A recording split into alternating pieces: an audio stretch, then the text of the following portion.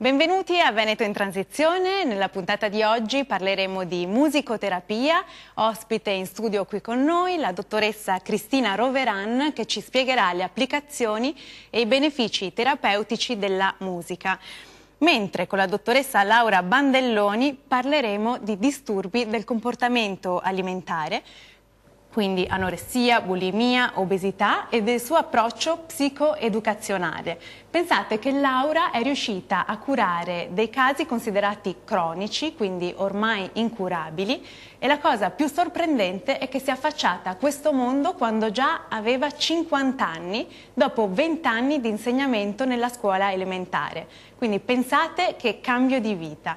Quindi Laura, la morale è: non è mai troppo tardi per iniziare qualcosa di nuovo. Certamente, e con molta passione sempre, questo è l'ingrediente fondamentale per rimettersi in gioco. E la tua famiglia che cosa ha detto quando hai deciso appunto di rimetterti in gioco? Beh, molto sbalorditi, perché è stato così un desiderio mio nato dal fatto di voler provare questa realtà che mi ha sempre affascinato, anche perché ho fatto il mio ideale all'inizio era di insegnare filosofia, no?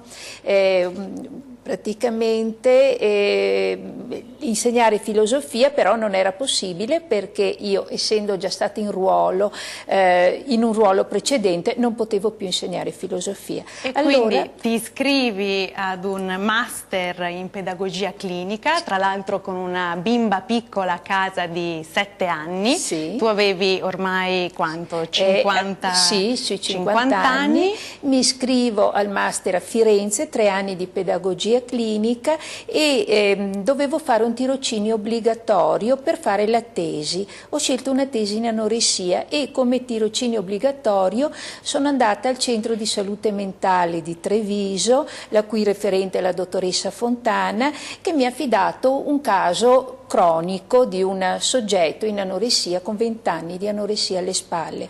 Ho lavorato con questo soggetto contemporaneamente. Diciamo che la cosa curiosa è che è avvenuto un miracolo, nel senso che questa persona è riuscita ad uscire dalla malattia. Senz'altro, però io mi sono resa conto che con la mia specializzazione in pedagogia clinica non potevo curare in una certa maniera approfondita i disturbi alimentari. Allora mi sono iscritta alla specializzazione più grossa in Nord Italia, che è con l'equipe di Villagarda Verona, il dottor Dallegrave, un anno durissimo in cui ho studiato moltissimo. E lì è sviluppato l'approccio psicoeducazionale. Soprattutto terapia cognitivo-comportamentale dei disturbi dell'alimentazione. Diciamo, è stato un anno importante perché mi ha insegnato a lavorare su un duplice binario. Il binario nutrizionale, che è fondamentale, e il binario cognitivo. Quindi, diciamo, mi ha dato una certa sicurezza per lavorare con questi soggetti, ma soprattutto la cosa più importante è che ha stimolato in me il desiderio di approfondire, il desiderio di conoscere, di andare oltre. Perché diciamo appunto che queste malattie sono soltanto la punta dell'iceberg, nel senso che dietro ci sono delle sofferenze molto profonde. Forse non espresse, non elaborate, ma ci sono delle sofferenze profonde. E a te piacciono i casi più difficili, sì, infatti anche nel libro che hai scritto racconti proprio di 3 casi molto complessi. Sì, infatti dalle mie esperienze di lavoro sono nati questi 3 libri che riguardano sia l'anoressia che la bulimia, che anche l'obesità, un certo tipo di obesità chiamata binge eating, cioè crisi d'alimentazione compulsive, che rientrano tutte in un asse psichiatrico. E queste, diciamo, sì, effettivamente mi piacciono i casi un po' complessi, dove c'è molto da lavorare, c'è molto da poter aiutare la persona. Poi ogni caso ha una sua unicità, quindi è fondamentale alla base possa creare un'empatia con il paziente, no? Fondamentale, l'accoglienza, l'empatia, e questo lo devo molto alla pedagogia clinica e ai 20 anni che ho lavorato con i bambini, cioè mettersi al loro livello, essere dei contenitori vuoti che possono contenere e comprendere le sofferenze degli altri. Quindi è stato veramente per me realizzare, cioè se non mi sono realizzata nell'insegnamento della filosofia, ho cercato di realizzarmi nel comprendere le sofferenze della mente umana. E questo appunto nella cura di questi casi, già il fatto di sentirsi ascoltati, diceva la dottoressa Laura, che è già una terapia, quindi sì, questi pazienti hanno proprio bisogno di potersi aprire e di di trovare soprattutto quell'accoglienza che non è critica, non è giudizio, è disponibilità a stare in situazione con l'altro.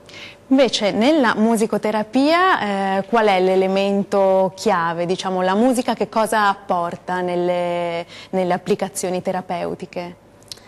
Beh, diciamo che un po' riprende molto quello che diceva la dottoressa prima, nel senso che ci si mette in un piano che è molto basico, che è quasi empatico, come quello che può essere il rapporto con la madre, quindi diciamo vanno un po' a decadere alcune strutture che molto spesso nelle terapie convenzionali invece sono molto presenti, e questo non solo quando si parla di bambini, perché mi viene in mente alcuni lavori fatti con pazienti oncologici, quando viene diagnosticato quello che è il tumore, quindi quella che potrebbe essere poi la qualità di vita, molto spesso ci si dimentica che si ha a che fare con delle persone, certo. Quindi il medico parla di quello che è la patologia di quello che sarà, dimenticando delle volte che la persona prova delle emozioni, e quindi attraverso quelli che sono alcuni stimoli musicali si lavora proprio nel riuscire in un qualche modo ad abbassare l'ansia tirare fuori che la persona prova, e quindi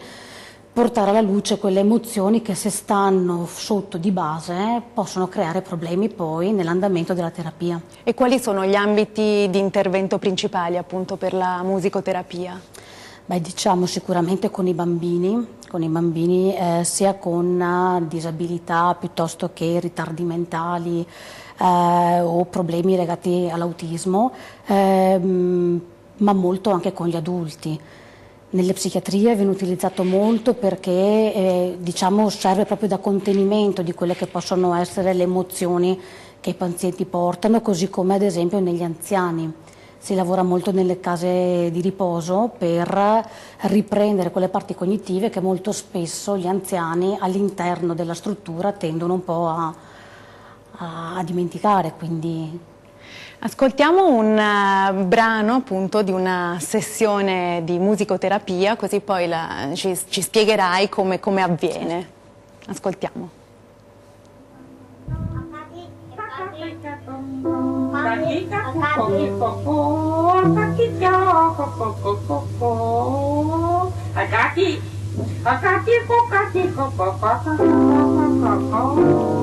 Ecco, qui spiegaci appunto che cosa stiamo sentendo. In questo caso è un bambino con gravi problemi di linguaggio, dove si sta lavorando nel riportare la capacità di dire delle parole, cominciare a riprendere l'uso vocale. Ora, mentre in alcuni approcci, magari quelli più che vengono seguiti dai logopedisti, vengono gestiti in modo diverso, dove c'è più la parte legata alla struttura della bocca, della lingua, e quindi diciamo il bambino perde un po' il contatto con quello che è effettivamente il suo disagio. Con questo approccio si ritorna un po' più invece al momento della lalazione, quindi al momento dove c'è la mamma che gioca col bambino, per agganciarlo, e quindi poi pian pianino, riprendendo le sue vocalizzazioni, lo si porta a strutturare dei vocalizzi sempre più completi, fino ad arrivare poi a quella che può essere invece un risultato maggiore rispetto a quello che è il linguaggio. E che tipo di musica viene utilizzata appunto nelle terapie? Ad esempio, come in questo caso, la musicoterapeuta armonizza all'istante, a seconda della vocalizzazione del bambino, un qualcosa che sia piacevole per il bambino e per lei, in maniera che ci si possa giocare, lavorare, quindi riuscire a far esprimere al massimo le qualità del bambino. Di poi a volte, ad esempio con gli adulti, possono essere canzoni di qualsiasi tipo, dal repertorio italiano all'internazionale, dove magari si va a lavorare sui testi, in maniera che il soggetto abbia la possibilità tramite questo di riscrivere quelle che sono le proprie emozioni. Oppure ad esempio quando tante volte si lavora con i disturbi dell'ansia si cercano delle musiche, anche a volte la musica classica, alcuni brani magari più dolci, più tranquilli, proprio per abbassare un po' lo stato dell'umore del paziente. Quindi. E la musicoterapia è diffusa? Cioè chi si avvicina appunto a questa scelta, no? Di affidarsi alla musica per curare una certa patologia? Ad oggi è ancora un po' complesso, nel senso che non è ancora molto conosciuta, quindi le persone giustamente hanno un po' qualche ritrosia nell'avvicinarsi. Diciamo che molto spesso, se c'è qualche medico che è informato, che conosce qualche musicoterapeuta o qualche reparto all'interno del servizio ospedaliero che propone questa attività, vengono ben accolte e là le persone hanno il modo di vedere cosa succede in una seduta di musicoterapia e poi chiedono di farne parte magari anche quando il percorso sarebbe terminato. È più difficile che nella, diciamo, vita quotidiana, se una persona deve scegliere tra andare a fare una terapia convenzionale o una seduta di musicoterapia, scelga quella di musicoterapia. Diciamo che ancora è un po'... Sì, non si è ancora diffuso. Sì, dopo magari appunto basta magari lo spunto e la partecipazione a qualche evento e le richieste arrivano, quindi si lavora poi con la musicoterapia. Torniamo subito dopo un breve intervallo pubblicitario.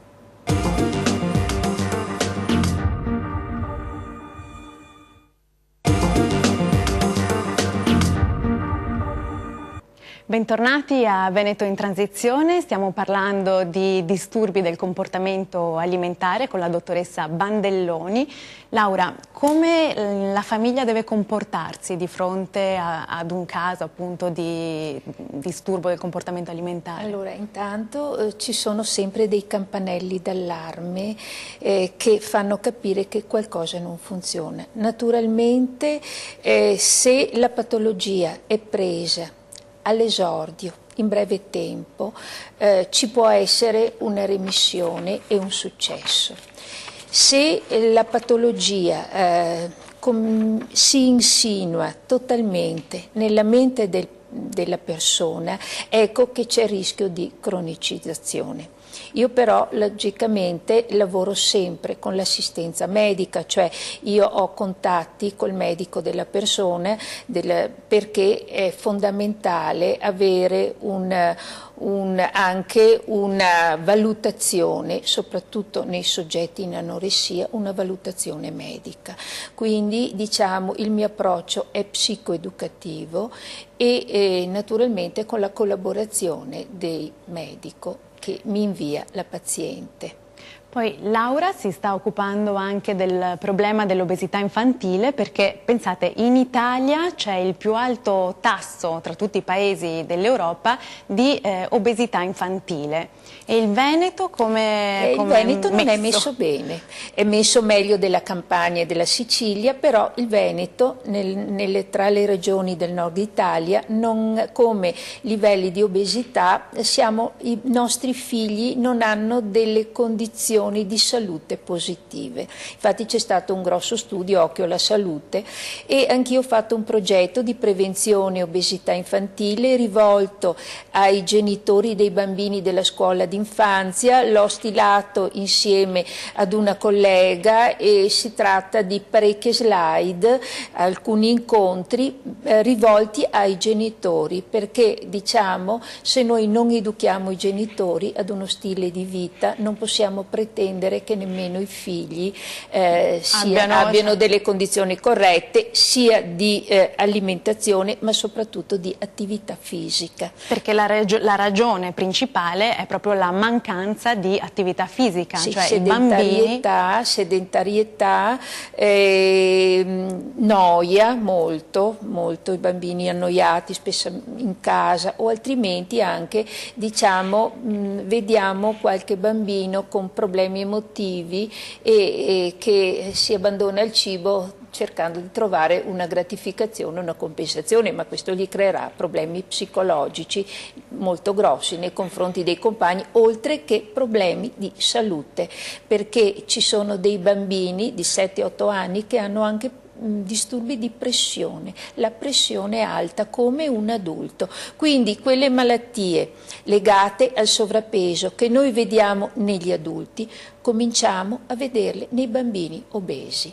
Quindi mi raccomando, mandate i bambini a correre e non fateli giocare ai videogame. E non sanno saltare la corda. Ecco. Non sanno saltare, i bambini di oggi non sanno saltare la corda. Invece io ero una campionessa. Senti Laura, invece questo nuovo panorama, no? Questo lavoro che è iniziato appunto a 50 anni, dopo 20 anni di insegnamento alla scuola elementare, che cosa ti ha aperto rispetto appunto alla professione? Io penso che ogni esperienza nella vita abbia un valore significativo. La costruzione della persona avviene per integrazioni di stati e di momenti, quindi integrazioni di esperienze, integrazioni di contenuti con molta consapevolezza, quindi diciamo la costruzione finale è dovuta a tante tappe che ho percorso nella mia vita e ognuno mi ha lasciato qualcosa di importante e mi ha permesso di essere qua a parlare con te. Poi penso che anche il rapporto con le tue pazienti ti regali tantissime soddisfazioni, perché infatti le pazienti di Laura la ringraziano alla fine di ogni sessione, no? Quindi hai sviluppato proprio un rapporto intimo e stretto e duraturo. L'accoglienza, il sorriso è qualcosa per cui la persona riesce ad aprirsi, riesce a parlare, riesce a confidarsi perché sa di essere ascoltata. Addirittura Laura riceve messaggi via SMS a tutte le ore del giorno e della notte e tu sei sempre disponibile. Fa parte del mio lavoro, senz'altro. Invece per diventare musicoterapeuta qual è il percorso appunto e anche le caratteristiche che bisogna avere?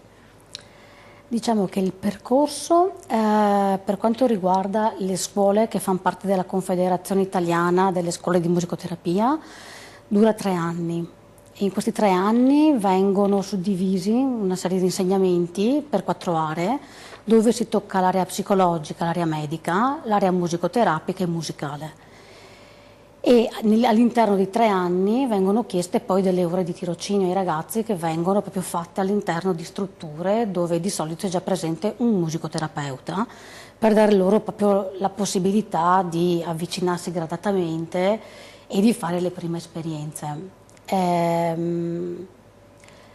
come ti sei avvicinata, per esempio? Dunque, io partivo come musicista, perché suonavo il pianoforte, quindi c'era già questa passione da sempre, da quando ero piccola, e ho voluto metterla assieme a quella che era lo studio della psicologia.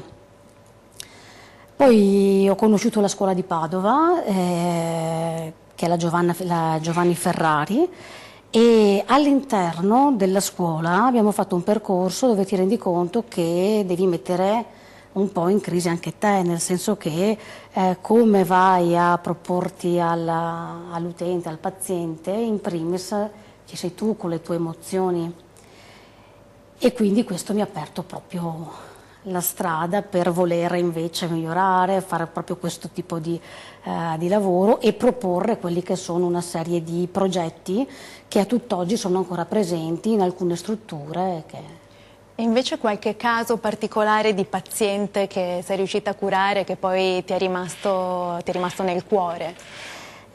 Soprattutto un paziente in particolare al quale avevano diagnosticato un tumore, Ha fatto un percorso classico con chemioterapie, radioterapie e tutto, e poi a distanza di 2 anni ha avuto una recidiva.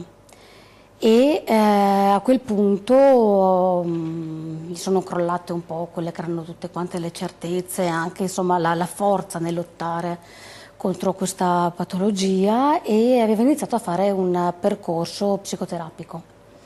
Dopo circa 6 mesi si rendeva sempre più conto che comunque non c'erano grandi cambiamenti, ed era venuto a sapere che stavo facendo tutta una serie di progetti in psichiatria invece a Padova, e mi ha chiesto, visto proprio me l'ha messa come ultima spiaggia, le provate tutte, proviamo anche questa.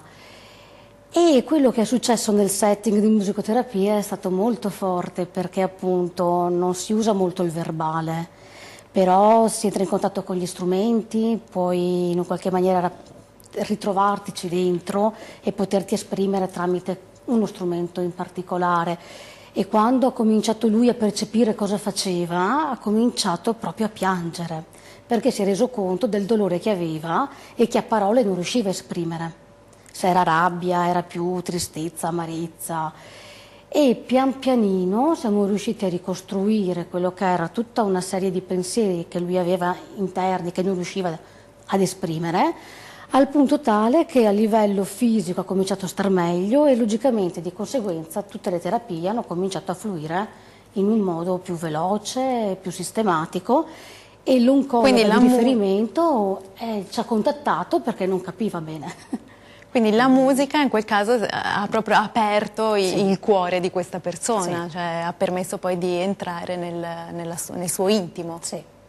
E cosa ti affascina di questo lavoro? È un po' anche soprattutto questo, cioè il fatto che a volte, come si diceva prima, no, ci sono dei casi dove tu dici no, è impossibile fare veramente un qualcosa, e invece vedi che pian pianino, lavorando con costanza, con calma, tramite quello che loro percepiscono e che ti danno, riesci invece a vedere dei risultati che poi alla fine sono loro che te lo dimostrano, che te lo portano. E in questo io ho sempre in mente quello che facevamo in psichiatria, dove i pazienti, che vengono sempre additati come psichiatrici, quindi persone da tenere distante, quando si mettevano a cantare davanti ad un pubblico, il pubblico cantava con loro. Certo. E quindi la commozione è talmente tanta che te la porti con te. E nei casi per esempio di ansia, attacchi di panico, che sono un male molto diffuso nella società d'oggi, una terapia quanto dura e soprattutto come si sviluppa?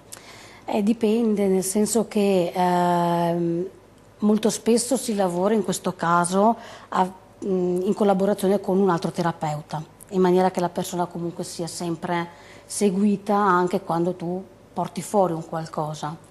E a volte può durare 1 anno o anche più, proprio perché si fa un percorso molto leggero. A volte ci si mette d'accordo con l'operatore che lo segue e si mira un punto in particolare, perché magari l'ansia nasce, magari loro l'hanno già individuata da cosa, e si fa un lavoro di stimolazione per riuscire ad entrare dentro a quel mondo, e quindi magari anche in 3-4 mesi si riesce già ad ottenere un risultato. Bene. Beh, ringrazio i nostri ospiti, la dottoressa Roveran e la dottoressa Bandelloni, e vi invito a continuare a scrivere alla nostra email in transizione@antenna3.it, perché vogliamo raccontare proprio le vostre storie. Quindi vi saluto e vi do appuntamento alla prossima puntata di Veneto in Transizione.